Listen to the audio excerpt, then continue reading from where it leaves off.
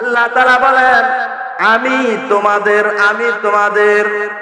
খানার পেরেশানি দূর করে খানার ব্যবস্থা করে দিব। সকল মানুষ রিজিকের জন্য পেরেশানি আছে কিনা? এমন কোন মানুষ নাই যার রিজিকের পেরেশানি নাই। আল্লাহ বলেন, ফালিয়াবুদু রাব্বা হাযাল বাইত আল্লাযী আত'আমাহুম মিন জু'। আমি তোমার খানার জিম্মাদারি, খানার পেরেশানির জিম্মাদারি আমি আল্লাহ নিয়ে নিব। ওয়া আমানাহুম মিন খাউফ, ওয়া আমানাহুম মিন খাউফ। যতগুলা ভয়ের জায়গা আছে সকল জায়গার জিম্মাদারি আমি আল্লাহ নিয়ে নিব। ভয়ের জায়গা নাই, মৃত্যু ভয় নাই, কবরের ভয় আছে, মিজানের ভয় আছে, ফুলসিরাতের ভয় আছে, হাসরের ময়দানের ভয় আছে। আল্লাহ বলেন, ওয়া আমানাহুম মিন খাউফ। তোমার এই ভয়ের জায়গাগুলোকে আমি আল্লাহ তাআলা জিম্মাদারি নিয়ে নিলাম। যদি আল্লাহ বলেন আমি যদি ভয়ের জায়গার জিম্মাদারি নিয়ে নেই, তাহলে আমার টেনশন আছে কোনো? কথা বলেন, আমার কোনো টেনশন আছে? মৃত্যুর বিছানায় শুইলাম, ওয়া আমানাহুম মিন খাউফ। আল্লাহ বলেন তোমার এই ভয়ের জায়গা আজরাইলের ভয়, এই ভয়ের জায়গার জিম্মাদারি আমি মহান রব্বুল আলামিন নিয়ে নিলাম। কবরের মধ্যে ভয় আছে, মিজানে ভয় আছে, মুনকার নাকির সওয়ালের ভয় আছে। সব ভয়ের জায়গাগুলো আমি আল্লাহ তাআলা জিম্মাদারি নিয়ে নিলাম। নেক আমলের বেলায় হিংসামি জায়েজ আছে। কিসের বেলায় বলেন? কিসের বেলায়? নেক আমলের বেলায়। অমুক মুসল্লি নামাজ পড়ে না, আমি নামাজ পড়ি, এর লাগে আমার লগে হিংসামি। অমুক মুসল্লি মসজিদ মাদ্রাসা দান করে না, আমি দান করি, হিংসামি করা। অমুকে ৫,০০০ টাকা দিয়েছে, আমি ১০,০০০ টাকা দেই, এরকম হিংসামি কি আছে? বলেন না, কি আছে?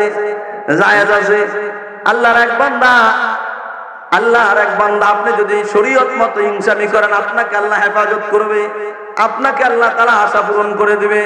আর শরীয়তের বাইরে যদি আপনি হিংসামি করেন কাউকে নিয়ে, তাহলে আপনার পরিণতি ধ্বংস হবে আখিরাত দুনিয়া। আল্লাহর এক বান্দার ৬-৭টা মেয়ে। এই বান্দা কাঠ কাটে আর বেচে। হঠাৎ জঙ্গলের মধ্যে যাইয়া কাঠের বোঝা কাটতে কাটতে হরান হয়ে গেছে। আবার হা করিয়া একটা আওয়াজ ছেড়ে দিলেন, ও আল্লাহ, জানি না কতদিন কাঠ কেটে খেতে হবে, আর পারি না, শরীরে কুলায় না, ৬-৭টা মেয়ে, বিবাহ শাদী দিতে হবে, টাকার প্রয়োজন। একটা শব্দ ছাড়িয়েছে, শব্দ জঙ্গলার মধ্যে ছাড়ছে কাঠ কাটতে যাইয়া। শব্দটার ধাক্কা যায় আরশের আজিমের মালিকের কাছে পৌঁছে গেছে। আরশের আজিম মালিক বলেন, হে ফেরেশতা, যাও, এই বান্দার শব্দকে আমি আর সহ্য করতে পারলাম না। যাও ফেরেশতা, যাও, এই ভাতরটা নিয়ে বান্দাকে দিয়ে দিবা। এই ভাতর বালিশের নিচে শুইয়া যদি রাত্রে থুইয়া দিয়া যেই দোয়া করবো, এই দোয়াই কবুল। সুবহানাল্লাহ। সারছে ইবাদত করিয়া না করিয়া, নামাজ পড়ছে, কাঠ কাটছে, আল্লাহর হুকুম মানছে, আর কাঠ কাটে আর শব্দ বের হলো। আল্লাহর পক্ষ থেকে এই ফেরেশতা যখন আনিয়া কাঠ দিল, এবার যখন পাথর আনিয়া দিল, পাথরটা নেওয়ার সময় হাতের মধ্যে দিয়া লইয়া রওনা করছে। অমুক মুহূর্তে ফেরেশতা ডাক দিয়া বলেন, চাচাজি, আরেকটা খবর আছে, শুধু লাভেরটা নিয়ে গেলেন, লসেরটা শুনলেন না? লসও আছে। বলে কি লস? বলে আরেকটা কাজ হলো, এই পাথর যখন আপনি নিবেন, এই পাথরটা বালিশের নিচে শুয়া যখন দোয়া করবেন, আল্লাহ আমাকে সকালবেলা ৫,০০০ টাকা দিও, কিন্তু আপনার আশেপাশের বাড়িওয়ালাকে ১০,০০০ টাকা হইব। কত হইব? ওইতে হইব কত? কথা বোঝা যায় না? কথা বলেন। যে দোয়া করবে তার হইব ৫,০০০, পাশের বাড়িওয়ালা হইব কত? ডাবল। লোকটা কয়, ভাই আপনার পাথর আমার দরকার নাই, আমি মেহনত করিয়া কষ্ট করিয়া দোয়া করবো, ওইতে নিব বেশি, আমার কম দরকার নাই, পাথর দিয়া দিচ্ছে। এরপর দিন আবারও সেই জঙ্গলার মধ্যে পাথর গাছ কাটতে গেছে, কাঠ কাটিয়া বিক্রি করবে। আজকে যাও, কাঠ কাটতে কাটতে রোদ্রের মধ্যে হারান। আজকেও হাট করছে বতন। ওই ফেরেশতা আসিয়া বলে, চাচা, পাথর তো নিলেন না, যতবারই করেন আর কাম হবে না। এখন আজকে বলেন, গতকালকে বাসায় যা বিবির সাথে শুয়া পরামর্শ করছে, বিবি কয়, এই খবর আমাকে ভাতর হাত যে আনি নাই, আজকে আবার যাইতেছি। বিবি বলে কি করেন? আমরা হয় লিপ্ত হইছে, মানুষে যা পাইবা বেশি আর কমের আমাদের মানুষের দরকার নাই, আমরা তো বানা চলতে পারবো। ভাতুর নিয়ে আইসেন, ভাতুর নিয়ে আইসেন। আবার ভাতুর নিয়ে আসছে।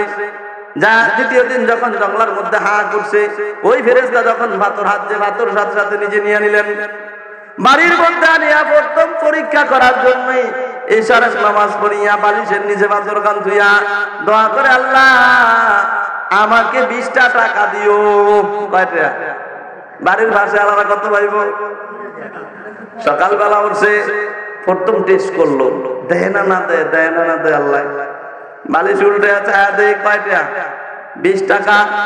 পাশের বাড়ির তরে মহিলারা দৌড় দিয়ে আসছে, আমাকে বালির নিচে 40 টাকা। বালিশের নিচে কয় টাকা? 40 টাকা। ওরা তো কয়াই দিছে, খাইবেন 20, ওইতে পাইব 40, ওইতে আপনি নিবেন 40, ওইতে হবে 80। পাশের বাড়ি আলাদা।